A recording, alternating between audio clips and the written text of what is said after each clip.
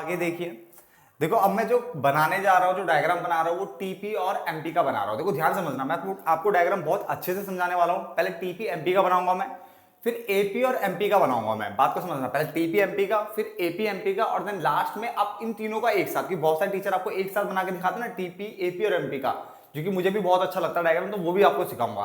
तो सबसे पहले हम बना रहे हैं टीपी और एमपी, जो कि इस लॉ के अंदर लगता है डायग्राम। क्लियर है? तो हमने टेबल बना दी थी, अब डायग्राम देखो किस तरह से बनेगा। सबसे पहले मैं यहां से इस तरह से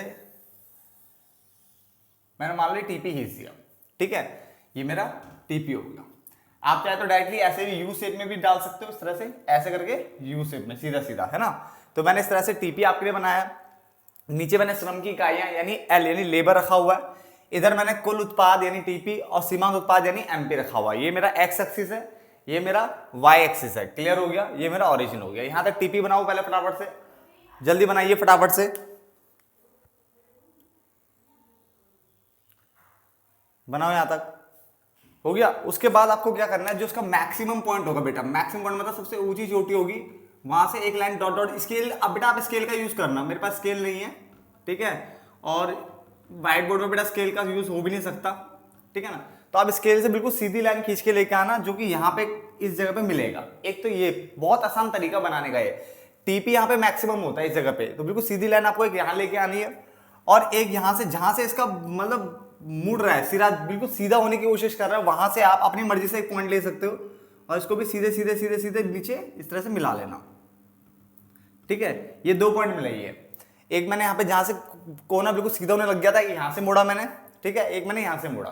फटाफट से लिखिए यहां तक, जल्दी बनाइए। तो यहां तक बना दिया आपने। अब आपको करना क्या है, इस तरह से देखो मैं एमपी लेके आ रहा हूं। देखो एमपी क्या होता है, जो ये पॉइंट आता है ना ये वाला, इसको पॉइंट ऑफ इन्फ्लेक्शन कहते हैं। क्या कहते हैं बेटा? पॉइंट ऑफ इन्फ्लेक्शन कहते हैं। मैं अभी सब लिखने वाला हूं, धीरे धीरे रुको। और इस जगह पे एमपी जो है मैक्सिमम होता है बेटा। क्या होता है? मैक्सिमम। तो हमेशा याद रखना, आपको पहले टीपी बनाना है, जो कि आराम से बन जाएगा। उसके मैक्सिमम पॉइंट से एक लाइन बिल्कुल सीधे लेके आनी है, और एक जहां पे इसका ढाल चेंज हो रहा है, नहीं ढलान चेंज हो रहा है, वहां से भी आप एक लाइन ले सकते हो, ठीक है, कहीं पे भी एक पॉइंट ले लेना। उसके बाद एमपी बन रहा है, मान लो एमपी यहीं के बिल्कुल ऐसे निकलेगा, तो मान लो यहां से ऐसे निकला इस तरह से, और ये मैक्सिमम हो गया। यहाँ पे एमपी मैक्सिमम हो गया, अब इससे ऊपर नहीं जाएगा, नीचे आएगा अब, ठीक है ना।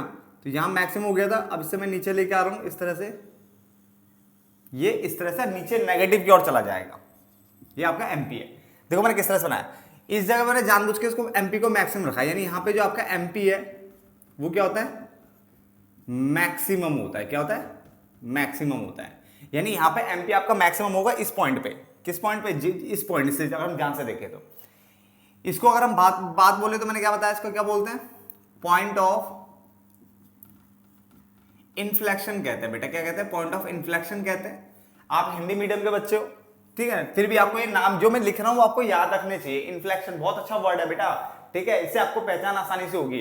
वरना हिंदी में देखो भूतो जैसा नाम है, नित्य परिवर्तक बिंदु, नित्य परिवर्तक बिंदु, ठीक है, देखो कितना भूतो जैसा नाम है। इंग्लिश में पॉइंट ऑफ इन्फ्लेक्शन, तो आप इसको इंग्लिश में भी याद रख लो, ज्यादा बढ़िया है। हिंदी में क्या बोला मैंने? इसको नित्य परिवर्तक बिंदु बोला मैंने। क्लियर हो गया? ये कहा, ये कौन सा पॉइंट होता है? ये वो पॉइंट होता है जहां पे एमपी आपका मैक्सिमम होता है, ठीक है। इसके बारे में मैं थ्योरी में लिखवाऊंगा अभी, ठीक है। इसके बाद ये एमपी देखो यहाँ पे इस जगह पे एमपी जो है वो क्या होता है बेटा? 0 हो जाता है। देखो एमपी जहां पे 0 हो जाएगा जिस पॉइंट पे, यहां पे अगर हम बात करें इस पॉइंट पे, तो टीपी जो है यहां पे क्या है? मैक्सिमम है,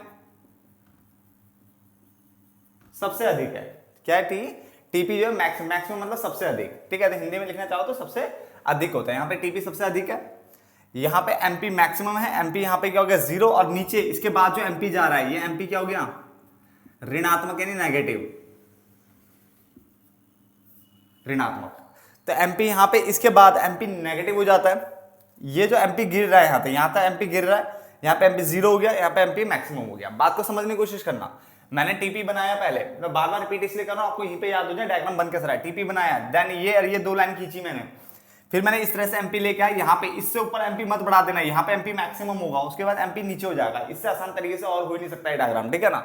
उसके बाद एमपी यहाँ पे मैक्सिमम लिखना है, यहाँ पे एमपी 0 है, यहाँ पे एमपी नेगेटिव हो जाएगा, इसके बाद नीचे नेगेटिव हो जाता है और टीपी यहाँ पे फॉल हो जाता है।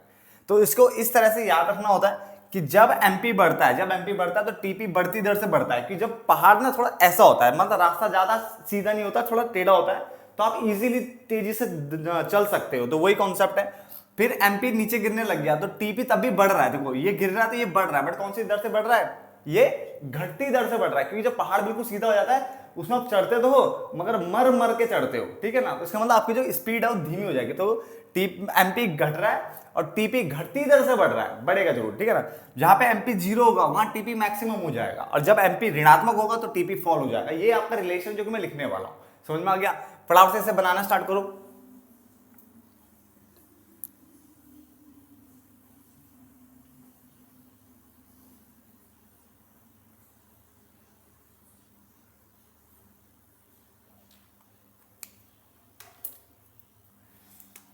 बनाओ बेटा, ठीक है। ये आपका जो पोर्शन होता है बेटा, ये स्टेज 1 होता है, स्टेज 1, ठीक है ना। क्या होता है आपका?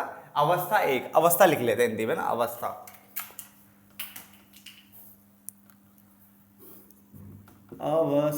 अवस्था 1, ये पहली अवस्था है, ठीक है। ये आपकी दूसरी अवस्था है, अवस्था 2, यानी दूसरी अवस्था ऐसे लिख सकते हो आप। ये तीसरी अवस्था, थर्ड, यानी स्टेज 1, स्टेज 2, स्टेज 3। क्लियर हो गया? स्टेज 1 में टीपी जो है बढ़ती दर से बढ़ रहा है, स्टेज 2 में टीपी घटती दर से बढ़ रहा है, स्टेज 3 में टीपी गिरने लग गया। तो ये आपका डायग्राम था, फटाफट से बना लीजिए।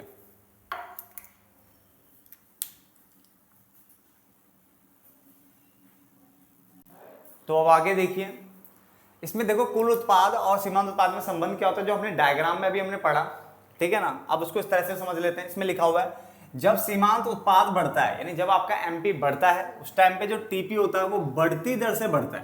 ये मैं आपको पढ़ा चुका हूं, फिर भी एक बार रिपीट कर रहे हैं, ठीक है।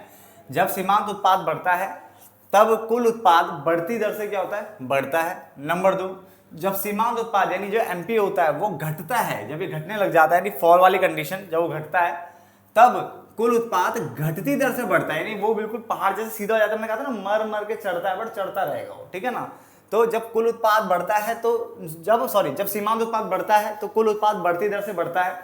जब जो आपका सीमांत उत्पाद है घटता है तो कुल उत्पाद घटती दर से बढ़ता है। ये तो पॉइंट समझ में आ गए? क्या बोला मैंने? जब आपका सीमांत उत्पाद यानी एमपी बढ़ता है तो टीपी यानी जो कुल उत्पाद होता है वो बढ़ती दर से बढ़ता है, और जब आपका सीमांत उत्पाद घटता है तो टीपी तब भी बढ़ेगा, पर कौन सी दर से बढ़ेगा? ये घटती दर से बढ़ेगा। उसके बाद जब सीमांत उत्पाद शून्य अर्थात 0 हो जाता है, जब सीमांत उत्पाद शून्य अर्थात 0 हो जाता है तो कुल उत्पाद उस टाइम पे अधिकतम मतलब मैक्सिमम, जो मैंने मैक्सिमम लिखा था ना हिंदी में, उसको अधिकतम बोलते हैं, तो अधिकतम हो जाता है। क्लियर हो गया? देन अगला पॉइंट, जब सीमांत उत्पाद यानी एमपी ऋणात्मक यानी नेगेटिव हो जाता है, जब सीमांत उत्पाद ऋणात्मक यानी नेगेटिव हो जाता है तब कुल उत्पाद जो है वो गिरने लग जाता है। देखो कुल उत्पाद याद है, ऊपर से ऐसे हो गया था लास्ट में, यानी जो कुल उत्पाद का जो डायग्राम था ऐसे था, तो यानी जो नीचे ये गिर रहा है, ये पोर्शन ये गिरने लग गया है ना।